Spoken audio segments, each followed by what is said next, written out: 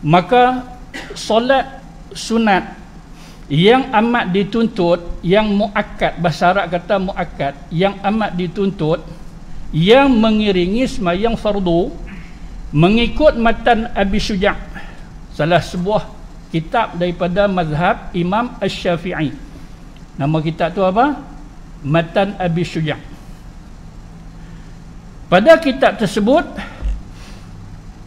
menyebut bahawasanya sembahyang sunat yang muakkad mengiringi sembahyang fardu itu ada sebanyak 17 rakaat. Berapa? 17 rakaat. Sebelum subuh 2. Kan? Sebelum tak sebut sebelum subuh pun kita kata yang subuh punya 2. Pasal apa? Pasal tak ada selepas, tak payah duk sebut sebelum. Kan? Tapi tak apalah. Lagi dia duk tanya pula, apa subuh ni? Cerita bab sunat, memang tajuk dia sunat. Tak payah duk sebut sebelum pasal tak ada selepas. Tak apalah, kita bagi komplit. Berapa semua? 17. Sebelum subuh 2, sebelum zuhur 4. Kira saya habaq lepas daripada zuhur 2, sebelum asar 4, selepas daripada maghrib 2, selepas daripada isyak 2. Berapa lah? Tuan-tuan tak kira ni? Oh? 16. Tu 16. Ustaz tadi kata 17. Satu witir, sekurang-kurang witir dalam mazhab Syafi'i, sekurang yang tidak sempurna. Kurang yang sempurna 3. Jadi inilah yang disebut dalam kitab Matan Abi Syuja' itu, bahawasanya sunat muakkad yang mengiringi sembahyang fardu ini sebanyak 17, satu witir. Tapi jangan duk biasakan dengan satu witir, tak pernah nak cuba 3. Buat Ustaz, tunggu bulan Ramadan buat satu baru 3, lain-lain semua satu. Baik.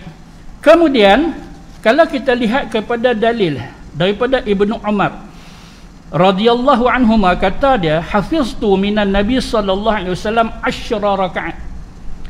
Aku telah menghafal daripada Nabi 10 rakaat. Rakaatain qabla az-zuhri, sebelum zuhur 2 rakaat. Wa rakaatain ba'daha, lepas daripada zuhur 2 pula. Wa rakaatain ba'da al-maghrib fi baitihi, 2 rakaat lepas maghrib Nabi buat kat rumah dia. Wa rakaatain ba'da al-isya' fi baitihi, 2 rakaat pula lepas daripada isya' kat rumah dia. Wa rakaatain qabla salati subhi, 2 rakaat sebelum sembahyang subuh. Kanat sa'atan la yudkhalu 'ala an-nabi fiha. Berapa ni? 10 rakaat ini, 10 rakaat ni tak ada siapa pun di kalangan sahabat yang pergi ganggu Nabi waktu tu. Pasal apa? Pasal Nabi jaga sungguh. Lagi Nabi jaga sungguh 2 rakaat sebelum subuh. Tapi semua jumlah dia berapa? 10. Kait dengan isyak, wa rakaatin ba'dal isyak, 2 rakaat lepas isyak buat kat rumah. Gitu. Baik. Hadis ini hadis Bukhari Muslim. Tak ada petikai dah. Berapa ustaz semua? 10. Saya rasa kalau yang ni mesti dhaif. Tak. Dalam Sahih Bukhari 1126, dalam Sahih Muslim 729. Itu nombor hadis dia. Kemudian kalau kita lihat dalam riwayat Ummu Habibah, salah seorang daripada isteri Nabi, Ummu Habibah, qalat, kata dia, sami'tu Rasulullah sallallahu alaihi wasallam yaqul, dia pernah dengar Rasulullah sallallahu alaihi wasallam bersabda, man shalla isnatai asyrata raka'ah, barang siapa yang solat 12 rakaat, 12 rakaat fi yaumihi wa lailatihi, pada sehari semalam dia. Berapa rakaat? 12. Tadi daripada Ibnu Umar 10. Yang ini pula berapa? Isnatai asyrata, 12. Bunya lahu bihinna baitun fil jannah, maka akan dibina baginya dengan sebab dia semayang 12 rakaat tadi satu mahligai dalam syurga. Hadis adalah hadis riwayat Imam Muslim. Baik, ni apa pula ni jadi sampai 12 pula? Ummu Habibah sabar kan? Ummu Habibah dia isteri Nabi, dia lebih melihat apa yang Nabi solat. Kalau Ibnu Umar dia sahabat, maka bila dia tengok Nabi semayang zuhur sebelum zuhur 2, Ummu Habibah dia duduk kat rumah. Ulama kata, macam mana pula Ummu Habibah kata 4 rakaat ni 4 sebelum zuhur, 4 sebelum zuhur, buat dekat masjid 2, balik sambung pula buat 2 kat rumah. Satu pandangan ulama. Satu lagi, Nabi semayang siap-siap, 4 rakaat tu keluar terus semayang fardu zuhur. Nampak tuan-tuan? Jadi kerana itu, seperti mana dalam matan Abi Syuja' kata sebelum zuhur ada berapa? 4 kan? Memang nampak ni riwayat daripada Ummu Habibah. Jadi tuan-tuan yang dirahmati Allah sekalian, solat rawatib ni yang qabliyah, yang ba'diyah, dia ada yang muakkad, dia ada yang tidak muakkad. Yang tidak muakkad ni kita ambil dalil umum, baina kulli azanain solah, bagi setiap itu antara 2 azan ada sembahyang. Apa maksud 2 azan? Azan iqamah. Azan dengan iqamah ni bahasa Arab dia kata apa? Azanain, 2 azan kan, 2 azan tu istilah dia. Serupa dengan isya'ain, 2 isya'. Apa maksud dia? Maghrib dengan isya' kan? Bainal isya'ain, kalau kita jumpa lah hadis bunyi macam tu, bainal isya'ain, apa maksud dia? Antara maghrib dengan isya', itu maksud dia kan? Kalau kita jumpa dalam hadis atau dalam kitab, dia kata apa? Al-isya'ul akhirah, al-isya'ul akhirah kan? Apa maksud dia? Isya', pasal apa? Isya' akhir, isya' awal, maghrib. Ni istilah dalam bahasa Arab kan? Jangan pula bila kita jumpa istilah dia kata apa? Isya' akhirah, isya' yang kita buat yang ujung-ujung, yang akhir-akhir. Bukan macam tu terjemah. Nampak tuan-tuan kan? Yang ni semua yang saya sebut ni sedikit ada dalam kitab Hidayatus Salikin. Isya' akhirah kan?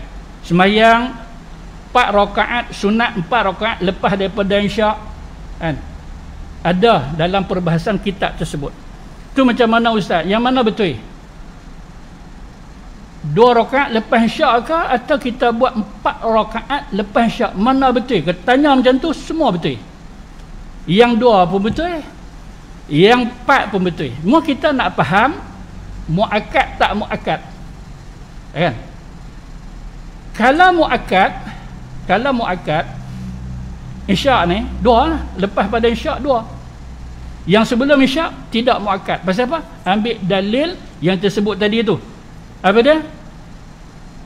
Antara 2 azan solatun, semayang kan? Jadi maghrib yang 2 sebelum maghrib ni, itu dalil dia kan? Antara apa, azan dengan qamat, semayang. Jadi sebelum maghrib, itu pun Nabi sebut 3 kali, tapi ujung tu Nabi sebut apa? Liman sya', siapa yang mau. Maksudnya apa? Yang kata 2 rakaat sebelum daripada sembahyang fardu maghrib. Maksudnya kalau ada kelapangan, kalau tak ada masalah apa, maka buatlah sembahyang sunat sebelum maghrib. Serupa juga dengan sembahyang sunat sebelum isya'. Baik. Jadi kita kena faham ada solat rawatib ini ada yang muakkad, ada tidak muakkad. Ada yang dia dianggap sebagai mustahab, iaitu solat yang kita digalakkan. Jadi dalam senarai yang digalakkan, kenapa? Karena kelebihan dia besar. Antara dia apa? 4 rakaat selepas Isyak. Dia bukan daripada jenis rawatib, kan? Apatah lagi kalau kita nak kata dia ni muakkad, tidak sekali, kan? Maka dia daripada apa? Daripada mustahab, iaitu solat yang digalakkan. Bila kita lihat dalam forum ilmiah, kan, iaitu dalam Multaqa Al-Fiqhi nombor 14136, Al-Khulasah, kesimpulan dia kata apa sini? Annahu qad sabata 'an Nabi annahu kana yusalli 4 raka'atin ba'da al-Isya. Memang ada dalil yang Nabi sallallahu alaihi wasallam solat 4 rakaat lepas daripada Isya. Memang ada dalil dia. Wa ammal ahadits al-marfu'ah al-waridatu fi fadliha fa kulluha dha'ifah dha'fan syadida. Adapun hadis-hadis yang menyebut tentang kelebihan 4 rakaat lepas Isyak, kan, iaitu seumpama semayang pada malam Lailatul Qadar dan sebagainya, itu adalah daripada jenis hadis yang lemah, bahkan dha'fan syadida, lemah yang sangat. Bila lemah yang sangat tak boleh buat hujah, kan? Pasal nak buat sila, kan? Nak buat sila, kena buat pasal Nabi buat, yang tu tak apa. Tapi mai dengan kelebihan, maka dia tidak ada, kan, suatu yang boleh kita kata sahih, kan? Bahkan di sini dia kata apa? Dia kata lemah yang sangat, dhaif, kan, yang jiddan. Dia sebut sini dha'fan syadida ataupun dhaif yang jiddan, sungguh-sungguh dia lemah. Bila sungguh lemah, tak boleh nak buat hujah. Jadi tuan-tuan yang dirahmati Allah, kita kena faham antara perbahasan fiqh dengan perbahasan tasawuf, kan? Tasawuf ni dia nak apa? Dia nak supaya kita ni betul-betul hebat di sisi Allah, kan? Jadi sebab itu boleh hadis dhaif untuk fadilat amal, apa kan? Tapi dhaif, ingat, palsu tak boleh, dhaif jiddan tak boleh.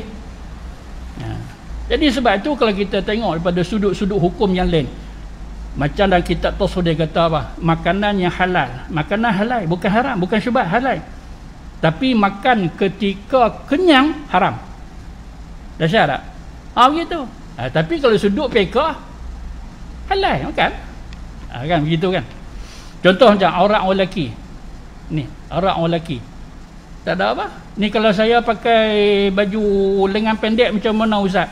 Saya lelaki ya, saya pakai, tak ada masalah apa fiqh. Aurat kita kat mana? Kan? Ni pakai, bukan kata tak pakai baju, cuma lengan pendek. Tapi kalau dalam tasawuf dia kata tidak berakhlak. Kan? Jadi kita kena faham konsep fiqh tasawuf.